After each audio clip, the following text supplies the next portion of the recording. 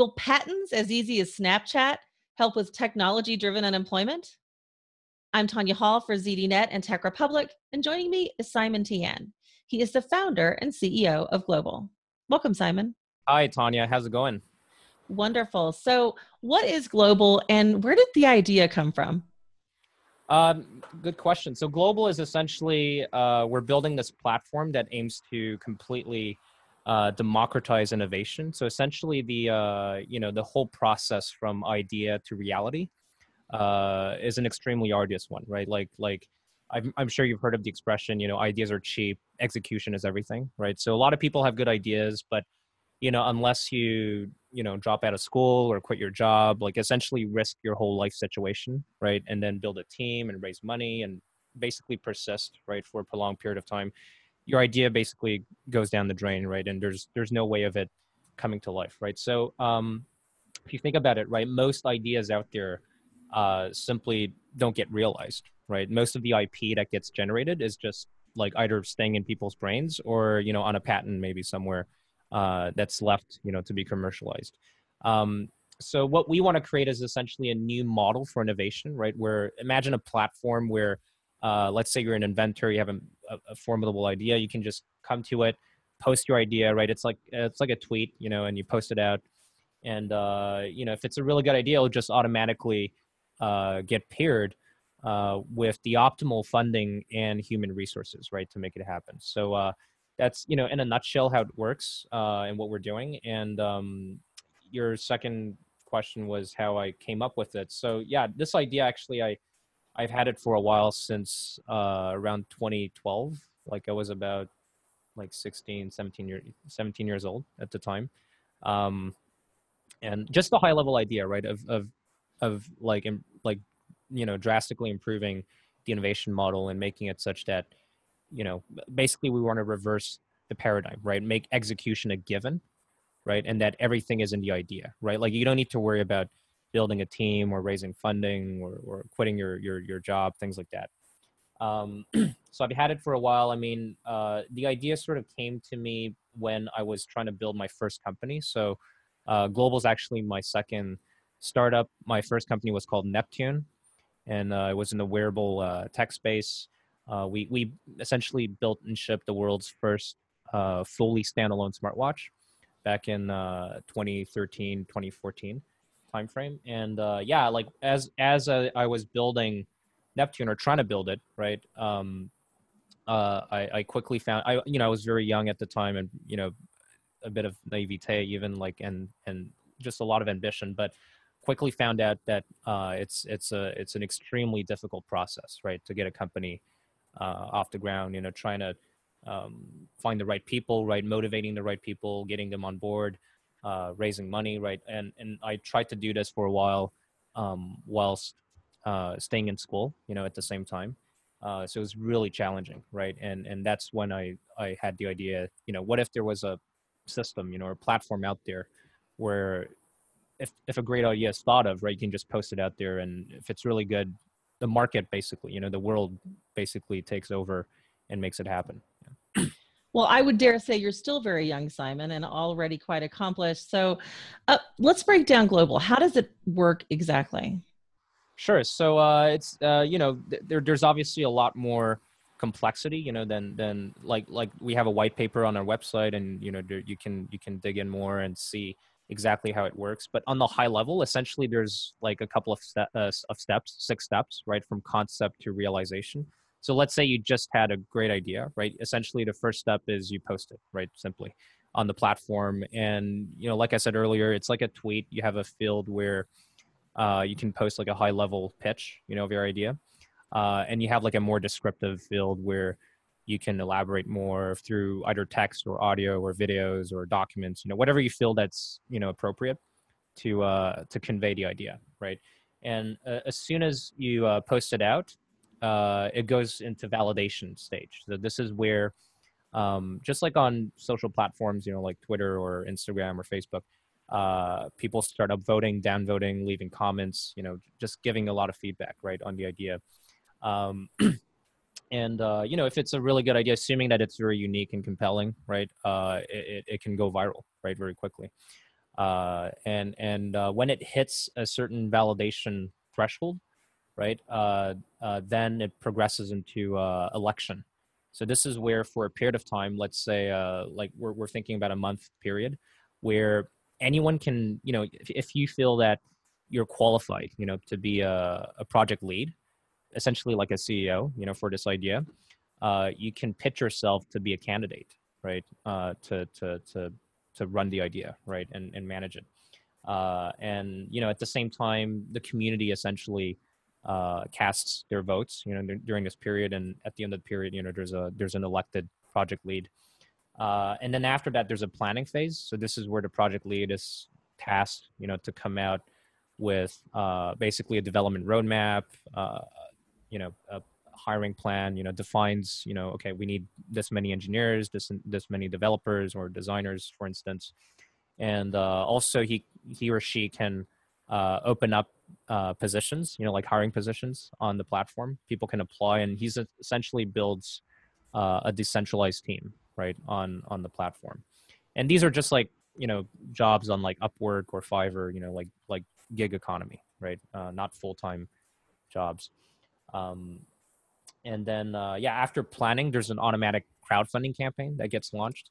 And this is where each project is like essentially like a mini ICO, right, that has its own project token that gets generated. And when you invest in a project token, what you get is two things, right? Governance rights in this project later on, and also a share of dividends, right? If it becomes profitable. And then after that, it progresses into realization, right? So again, like I said, there's a lot more granularity, right? And you can learn more on our website, on our white paper. But overall, like essentially what we're doing is through these 6 steps, right, making the entire process from idea to reality completely democratized, right, and streamlined. So yeah, that's how it works in a nutshell. So how do you protect intellectual property? I mean, how do you reserve the idea for the person who suggested it? That's a really good question, actually. And we've thought a lot about it, right? And actually, Globle is not only a platform where you can, have your ideas, see your ideas get realized. It's also an IP protection system, right? So, I'm not sure if you guys are aware of or knowledgeable, about how the patent system works, but essentially, there's something we call a provisional patent, right, in the U.S., which is actually a very inexpensive and expedient way, right, to get protection for an idea. And it's only like, $280 to file a provisional, and your patent pending right away, right? And you have about 12 months to file your actual patent. So we'll have that as an option right away. So let's say you post your idea, right, and you want protection, you can choose to pay for a filing, and we'll do that process for you, right? But this is in a very think Snapchat or Instagram, like the experience is very pleasant, right? It's not like filing a patent at the USPTO. So you'll have protection right away if it's a protectable idea, right? Let's say you don't want to spend that money, and you just posted anyways, right? And let's say there's an edge case here, right? Let's say you didn't verbalize your idea well enough, or you didn't post it at the right time, right? And let's say it didn't go viral, right? And then 3 weeks later, some other guy shows up with the same idea, right, but pitches it, in a better way, and then he gets traction, right? And then it becomes a successfully funded project with like a whole team working on it.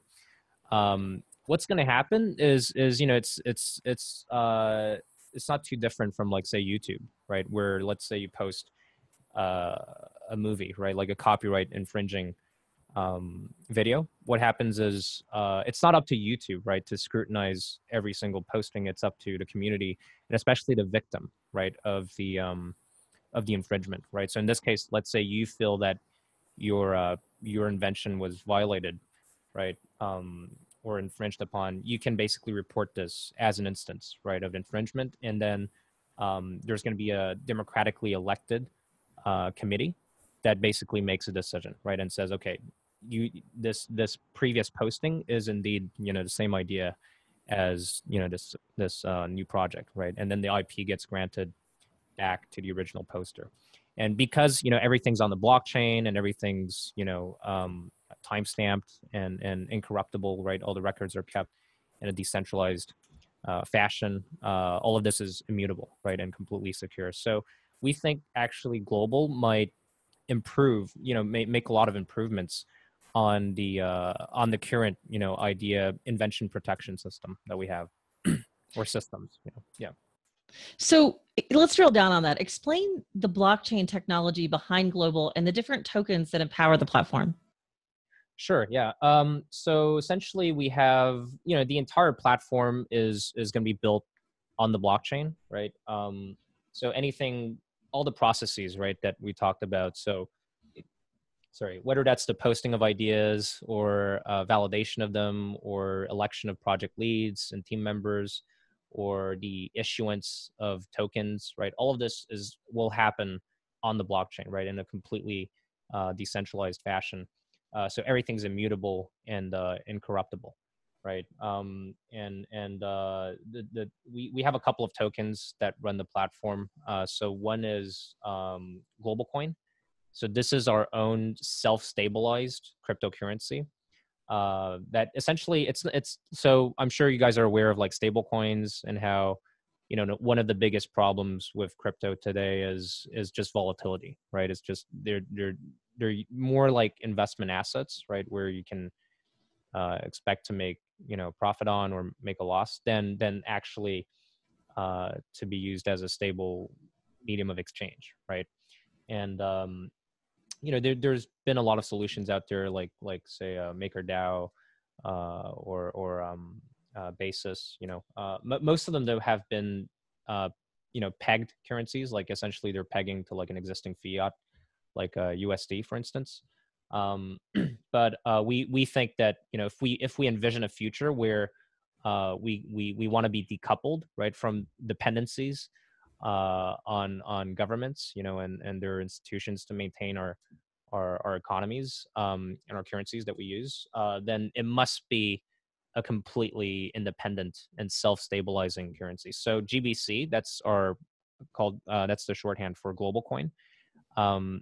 That will be the medium exchange on the platform, and it's self-stabilized by a set of controls that are all on smart contracts, right? So essentially, like simplistically, let's say it inflates too quickly or deflates. Let's say it starts to rise in price too quickly, then there's automatic issuance of more Global Coins to stabilize it, right? And vice versa. If there's too much inflation, then there's a reserve that will just buy back Global Coins from the market and contract the supply. So that's our like baseline currency that people can use to invest in projects, and the distribution of profits is also made in Global Coin.